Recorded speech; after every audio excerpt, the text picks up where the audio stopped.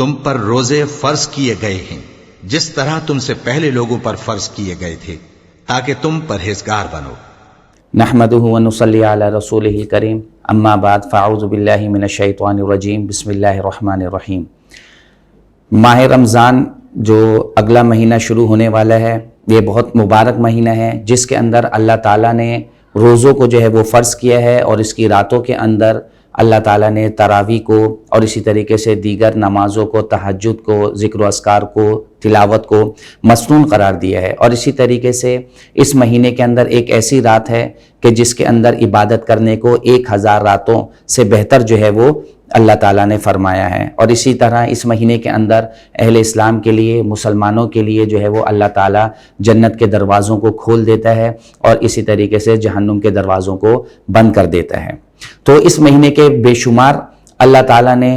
اور آپ علیہ الصلوۃ والسلام نے جو ہے وہ اس کے فضائل کو بیان کیا ہے۔ اب سب سے پہلے ہم یہ سمجھتے ہیں کہ رمضان کہتے کس کو ہیں، رمضان کی تعریف کیا ہے۔ خود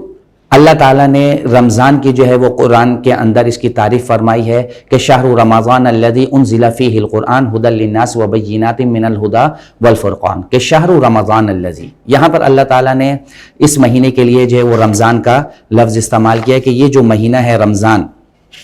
یہ شہر رمضان، یعنی یہ رمضان جو ہے وہ اللہ تعالیٰ کا مہینہ ہے، اللہ تعالیٰ نے اس کی نسبت جو ہے وہ اپنی طرف کی ہے۔ اب اس مہینے کے اندر اللہ تعالیٰ نے کیا فرمایا کہ شہر رمضان الذی انزل فیہ القرآن، کہ اس مہینے کے اندر سب سے پہلے جو ہے وہ اللہ تعالیٰ نے قرآن کو نازل کیا ہے۔ اور دوسری چیز جو اس کے اندر اللہ تعالیٰ نے فرمائی کہ وبینات من الھدی والفرقان، کے واضح نشانیاں ہیں، وبینات من الھدی والفرقان، کہ ہدایت ہے اور حق اور باطل کو الگ الگ کر دینے والی چیز ہے۔ اب عربی لینگویج کے اندر جو رمضان کے میننگ ہے، یہ اس کا روٹ ورڈ جو ہے وہ رمز سے ہے۔ رمز کے میننگ ہے جلا دینا، بنز، فائر۔ تو یہ مہینہ جو ہے وہ انسانوں کے گناہوں کو، جو اس نے 11 مہینوں کے اندر جو گناہ کیے ہوئے ہوتے ہیں، تو اس کے 11 مہینے کے گناہوں کو جو ہے وہ اللہ تعالیٰ اس مہینے کی برکت سے جو ہے وہ جلا دیتے ہیں، اس کے سارے گناہوں کو مٹا دیتے ہیں۔ گناہ صغیرہ ہوں تو اس کے لیے جو ہے وہ اللہ تعالیٰ ویسے اس کے گناہ صغیرہ کو معاف فرما دیتے ہیں، اور اگر اس نے کوئی گناہ کبیرہ کیے ہوئے ہوں 11 مہینوں کے اندر اور توبہ اور اخلاص کے ساتھ وہ جب توبہ مانگتا ہے تو اللہ تعالیٰ اس کی توبہ کو قبول کرتے ہیں اور اس کے سارے گناہوں کو جلا دیتے ہیں، یعنی اس کا جو نامہ اعمال ہے وہ اللہ تعالیٰ بالکل صاف ستھرا کر دیتے ہیں۔ اب اس مہینے کو جو ہے وہ اللہ تعالیٰ نے اپنے لیے کہا شہر رمضان الذی، شہر اللہ، یہ میرا مہینہ ہے۔ تو ویسے تو 11 مہینے بھی اللہ تعالیٰ کے ہی ہیں، لیکن اس مہینے کے اندر اللہ تعالیٰ نے اپنی طرف جو نسبت کی ہے وہ اس وجہ سے کی ہے، اس مہینے کی اہمیت کو بتانے کے لیے کہ یہ بڑا اہم اور مقدس مہینہ ہے، کہ اس کے اندر جو ہے وہ میرا خصوصی ریلیشن شپ آپ میرے ساتھ جو ہے وہ قائم کرے۔ اس مہینے کے اندر اللہ تعالیٰ کی جو تجلیات ہیں، اللہ تعالیٰ کی جو محبت ہے، اللہ تعالیٰ کی جو رحمت ہے، اس کا خصوصی طور کے اوپر اللہ تعالیٰ ان کو نازل فرماتے ہیں۔ باقی 11 مہینوں میں بھی ہوتی ہے، لیکن اس مہینے کے اندر جو ہے وہ ایک اسپیشل جو ہے وہ ریلیشن شپ اللہ تعالیٰ کے ساتھ قائم کی جاتی ہے۔ اور اس مہینے کے اندر ایک اور خاصیت جو 11 مہینوں کے اندر نہیں ہے، اس وجہ سے اللہ تعالیٰ نے اس کو اپنا مہینہ کہا کہ اس مہینے کے اندر جو ہے وہ جہنم کے دروازے، جتنے بھی دروازے ہیں 19 دروازے، وہ سب بند کر دیے جاتے ہیں، اور اسی طریقے سے جو جنت کے دروازے ہیں وہ کھول دیے جاتے ہیں، اور اسی طریقے سے اس مہینے کے اندر جو جنت کو سجایا جاتا ہے، سنوارا جاتا ہے اور اس کی زیبائش کی جاتی ہے، کیونکہ اس کے یہ جو مہینہ ہے یہ اللہ تعالیٰ کا مہینہ ہے۔ اب اس مہینے کے اندر جو ہے وہ دعائیں مانگی جاتی ہیں، اور اس کے ساتھ دوسرا جو کام کیا جاتا ہے کہ جو اللہ تعالیٰ کے بندوں کو بہکانے کے لیے، ان کو ورغلانے کے لیے جو شیطان نے مقرر کیے ہوئے ہوتے ہیں، تو اللہ تعالیٰ اس مہینے کی برکت سے ان شیاطین کو بند فرما دیتے ہیں۔ تو اس وجہ سے اللہ تعالیٰ نے اس مہینے کو اپنا مہینہ کہا کہ اس مہینے کے اندر نیکی کرنا جو ہے وہ انسان کے لیے بہت زیادہ آسان ہو جاتا ہے، اور گناہوں سے بچنا اس کے لیے بہت زیادہ آسان ہو جاتا ہے۔ اور ایک اور اس کی وجہ مفسرین حضرات، بعض جو ہمارے کمنٹیٹرز ہیں وہ یہ فرماتے ہیں کہ اس کی ایک اور وجہ یہ بھی ہے کہ اس مہینے کے اندر اللہ تعالیٰ جہنم سے جو ہے وہ جو جہنمی حضرات ہیں، جنہوں نے کلمہ پڑھنے والے ہیں، تو ان کو جو ہے وہ اللہ تعالیٰ اس مہینے کے اندر جو ہے ان کو وہاں سے آزاد کرتے ہیں۔ اب جہنم کے اندر جو ہے وہ مختلف درجات ہوتے ہیں، تو ہر درجے کے اندر کے لوگوں کو اللہ تعالیٰ اسی حساب سے جو ہے وہ آزاد کرتے ہیں۔ بعض روایت کے اندر آیا ہے کہ اس رات کے اندر جو ہے وہ تقریباً 20,000 کے قریب جو ہے وہ اللہ تعالیٰ ایک رات کے اندر لوگوں کو آزاد کرتے ہیں ہر رات کے اندر. اور بعض روایت کے اندر آیا کہ پھر آخری جو رات آتی ہے اس کے اندر اللہ تعالیٰ جتنے پورے مہینے کے اندر لوگوں کو جہنم سے آزاد کیا ہوا ہوتا ہے اتنے لوگوں کے بقدر جو ہے وہ اللہ تعالیٰ اس مہینے کے آخری رات کے اندر ان لوگوں کو بھی آزاد کرتے ہیں. تو بہت ساری اور بھی اس کے علاوہ مفسرین حضرات نے وجوہ لکھی ہے جس وجہ سے اللہ تعالیٰ نے اس مہینے کو اپنا مہینہ کہا ہے. دوسری وجہ کہ اس مہینے کے اندر اللہ تعالیٰ نے جو آپ علیہ الصلوۃ والسلام کی امت ہے اس کے اوپر خصوصی طور کے اوپر انعام فرمایا ہے جو ان سے پہلے کسی بھی امت کے اوپر انعام نہیں کیا ہے. ان انعام کے اندر سب سے پہلا جو انعام اللہ تعالیٰ نے کہا ہے کہ اس مہینے کے اندر جو مسلمان روزہ رکھتا ہے اور روزہ رکھنے کی وجہ سے اس کے منہ کے اندر ایک خاص قسم کی اسمیل آتی ہے, ایک خاص قسم کی بدبو آتی ہے, تو اس اسمیل کو اللہ تعالیٰ کے ہاں مشک سے زیادہ پسند کیا جاتا ہے. اور احادیث کے اندر اللہ تعالیٰ نے خود فرمایا ہے آپ علیہ الصلوۃ والسلام کے ذریعے کہ روزے دار کی منہ کی جو بدبو ہے وہ میرے نزدیک مشک و عنبر سے زیادہ محبوب ہے. اسی طریقے سے ایک اور روایت کے اندر یہ بھی آیا کہ روزے دار کے لیے جو ہے وہ دریا کے اندر رہنے والی جو مچھلیاں ہیں وہ بھی استغفار کرتی ہیں اور روزے دار کے لیے مغفرت کی دعائیں مانگتی ہیں جو کسی اور امت کے لیے نہیں ہیں. اسی طریقے سے تیسری ایک اور جو آپ علیہ الصلوۃ والسلام کے نے فرمایا کہ جنت جو ہے وہ روزے داروں کے لیے سجائی جاتی, ہر روز اس کی زیبائش کی جاتی ہے, اس کو آراستہ کیا جاتا ہے.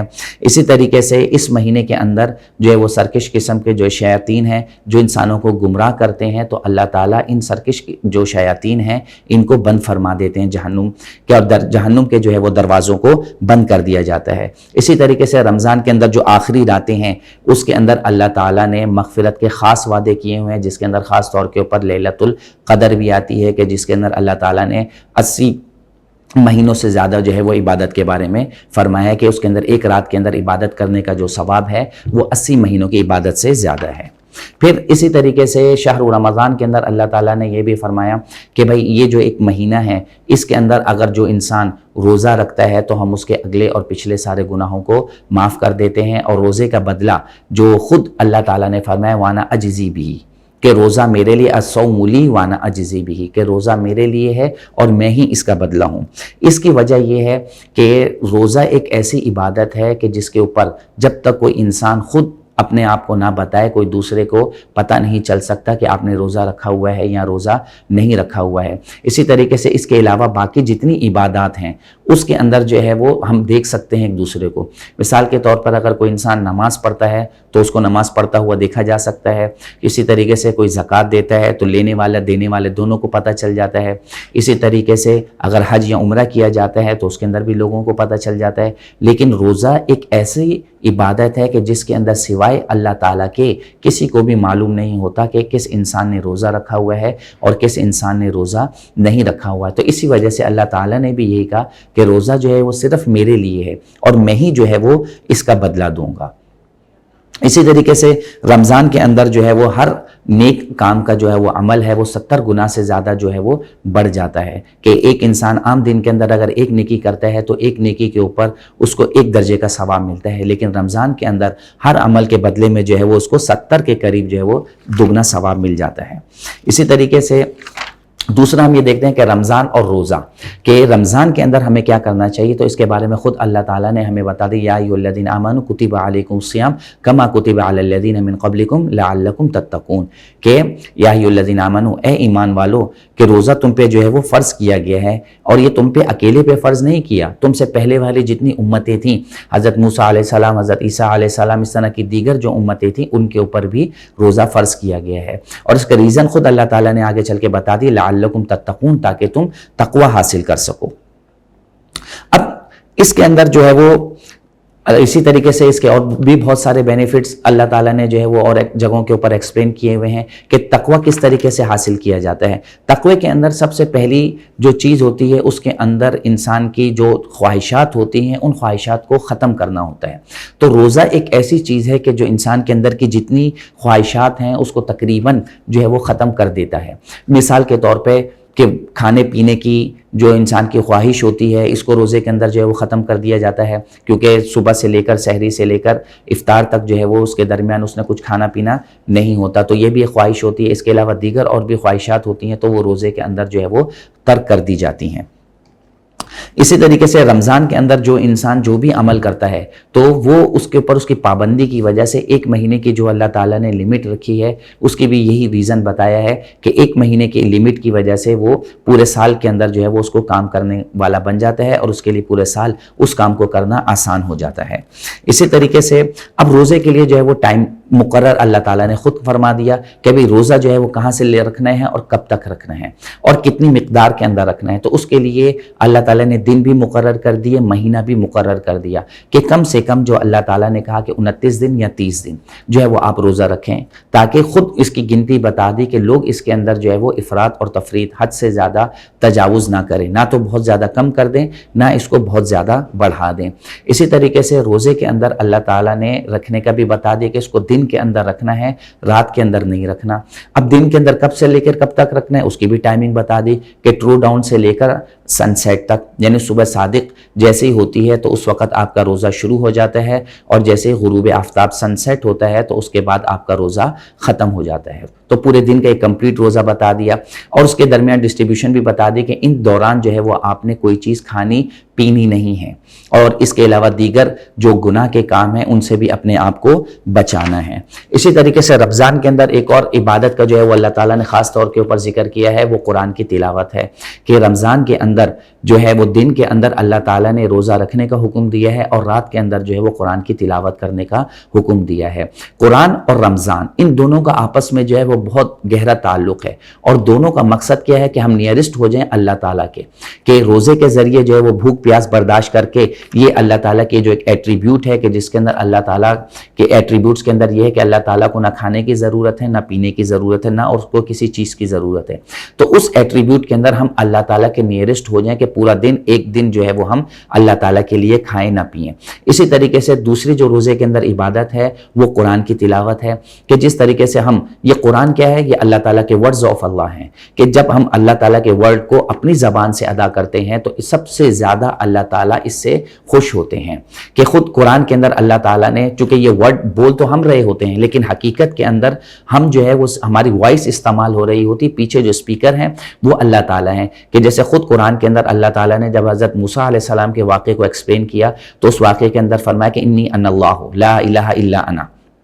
کہ وہاں پر انی انا اللہ۔ اب یہ آواز جو آ رہی تھی قرآن کے اندر ایکسپلین ہوا کہ یہ آواز جو ہے وہ شجر سے آ رہی تھی، درخت سے آ رہی تھی، حالانکہ درخت کے اندر جو ہے وہ بولنے کی صلاحیت نہیں ہے۔ تو مفسرین حضرات نے یعنی کمنٹیٹرز نے اس کے ایکسپلینیشن کے اندر اس بات کو ایکسپلین کیا کہ یہاں پر یہ جو آواز تھی یہ خود اللہ تعالیٰ کی تھی، اور بیچ کے اندر یہ وے اور ٹری جو ہے یہ ایک وے ایز اے لنک کے طور کے اوپر اللہ تعالیٰ نے استعمال کیا تھا۔ تو اسی طریقے سے جب ہم اس قرآن کو پڑھتے ہیں تو یہ قرآن بھی جو ہے وہ اللہ تعالیٰ کا کلام ہے، اللہ تعالیٰ کے الفاظ ہیں۔ تو ان کو پڑھتے ہوئے ہمیں اس چیز کا بہت زیادہ خیال رکھنا چاہیے کہ یہ اللہ تعالیٰ کا کلام ہے، اس کو اسی حیت کے ساتھ، اسی عظمت کے ساتھ انسان کو پڑھنا چاہیے کہ ڈائریکٹ میں جو ہے وہ اللہ تعالیٰ سے بات چیت کر رہا ہوں، اور اللہ تعالیٰ سے بات کرنے کا سب سے بہترین ذریعہ جو ہے وہ قرآن ہے۔ تو رمضان کے اندر جو ہے وہ ہمیں کثرت سے قرآن کی جو ہے وہ تلاوت کرنی چاہیے۔ اسی طریقے سے رمضان کے اندر یہ تو کچھ کام کرنے کے ہوتے ہیں اور کچھ کام ایسے ہوتے ہیں جو ہم نے نہیں کرنے ہوتے ہیں،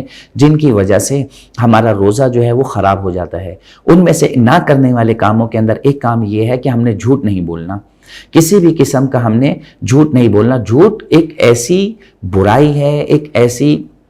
خرابی ہے کہ پورے قرآن کے اندر اللہ تعالیٰ نے کسی گناہ کے اوپر جو ہے وہ لعنت نہیں فرمائی، لیکن جھوٹ ایک ایسا گناہ ہے کہ جس کے اوپر اللہ تعالیٰ نے لعنت فرمائی۔ خود قرآن کے اندر اللہ تعالیٰ نے فرمایا لعنت اللہ علی الکاذبین، کہ جھوٹوں کے اوپر جو ہے وہ اللہ کی لعنت ہے، مطلب اللہ کی رحمت سے دور ہیں۔ تو رمضان کے اندر ہم یہ عہد کریں کہ ہم نے جھوٹ نہیں بولنا۔ اسی طریقے سے رمضان کے اندر دوسرا اہم کام جو ہم نے نہیں کرنا وہ بیک بائٹنگ، ہم نے غیبت نہیں کرنی، کہ اس کے اندر ہم لوگ بہت زیادہ ملوث ہو جاتے ہیں، اور بیک بائٹنگ کی جو ابتدا ہے یہ ہمیشہ تعریف سے شروع ہوتی ہے، کہ ہم پہلے کسی بھی انسان کی تعریف کرتے ہیں، پھر آہستہ آہستہ جو ہے وہ اس کی برائیوں کی طرف آ جاتے ہیں، پھر ہم یہ بھی کہتے ہیں کہ جی ہم تو اس کے منہ پہ بھی کہہ سکتے ہیں، ڈیفیم کر سکتے ہیں، ہم اس کی بیک بائٹنگ کر سکتے ہیں۔ تو آپ علیہ الصلوۃ والسلام نے سختی سے جو ہے وہ منع فرما دیا کہ اگر کوئی انسان روزے کی حالت کے اندر اگر غیبت کرتا ہے تو اللہ تعالیٰ کو یہاں جو ہے وہ ایک فاقہ رکھا سمجھا جائے گا، اس کا روزہ اس کے نامہ اعمال کے اندر ذکر نہیں کیا جائے گا۔ اور حدیث کے اندر بھی یہ ہے کہ ایک مرتبہ آپ علیہ الصلوۃ والسلام کے سامنے دو عورتیں آئیں، اور ان کی طبیعت خراب ہو رہی تھی، تو آپ علیہ الصلوۃ والسلام نے ان دونوں سے کہا کہ وامٹ کیجئے، آپ دونوں قے کیجئے۔ تو جو 7 صحابہ تھے انہوں نے عرض کیا اللہ کے رسول ان کا تو روزہ ہے، انہوں نے صبح سے کچھ نہیں کھایا۔ تو آپ علیہ الصلوۃ والسلام نے فرمایا نہیں، انہوں نے اپنے بھائی کا جو ہے وہ گوشت کھایا ہے۔ تو جب انہوں نے قے کی تو قے کے اندر جو ہے وہ گوشت کے ٹکڑے نکلے، تو آپ علیہ الصلوۃ والسلام نے فرمایا کہ یہ وہ گوشت کے ٹکڑے ہیں جو تم دونوں نے ابھی یہاں پر بیٹھ کر غیبت کی تھی، یعنی اپنے بھائی کا گوشت کھایا تھا۔ اور اسی طرح حدیث کے اندر بھی یہ ہے کہ آپ علیہ الصلوۃ والسلام نے فرمایا کہ جو انسان